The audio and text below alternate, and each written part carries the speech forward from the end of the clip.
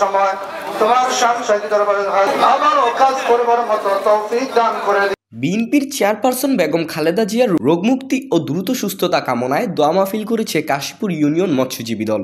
শুক্রবার 28 ফেব্রুয়ারি বিকেলে ফতুল্লা থানাধীন বোলাইল গেদ্দার বাজার এলাকায় এ দোয়া মাহফিল অনুষ্ঠিত হয়। অনুষ্ঠানে প্রধান অতিথি হিসেবে উপস্থিত ছিলেন নারায়ণগঞ্জ সদর থানা জাসাসের সভাপতি জিকু খান। প্রধান অতিথির বক্তব্যে তিনি বলেন,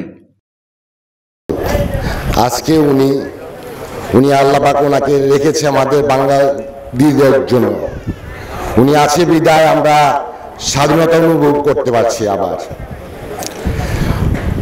ওনার সিদ্ধান্ত সর্বসময় অটল ছিল এবং আছে।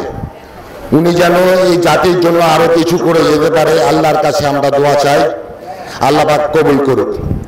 কাশীপুর ইউনিয়ন মৎস্যজীবী দলের সভাপতি বাবুল হোসেন বাবুর সভাপতিত্বে দোয়া মাহফিলে প্রধান বক্তা হিসেবে সাবেক ছাত্রনেতা নূরে আলম হানিফ, বিশেষ বক্তা হিসেবে নারায়ণগঞ্জ জেলা যুব দলের সাবেক সহসভাপতি পারভেজ মল্লিক, বিশেষ অতিথি হিসেবে নারায়ণগঞ্জ জেলা মৎস্যজীবী দলের সাবেক সদস্য সচিব মোহাম্মদ আমিনুল ইসলাম, সদর থানা জাসাসের সাধারণ সম্পাদক অ্যাডভোকেট SM গালিব, নারায়ণগঞ্জ জেলা আইনজীবী সমিতির আইন মানবাধিকার সম্পাদক অ্যাডভোকেট মোজাম্মেল মল্লিক শিপলু, সদর থানা জাসাসের যুগ্ম সম্পাদক সনেট আহমেদ, সদর থানা ছাত্রদলের সাবেক সদস্য সচিব লিংরাজ খান, জেলা ছাত্রদলের সাবেক যুগ্ম সম্পাদক রাকিব হাসান রাজ, সাবেক যুগ্ম সম্পাদক মোহাম্মদ ফাহিম, সাবেক যুগ্ম সম্পাদক মোহাম্মদ পলাশ উপস্থিত ছিলেন।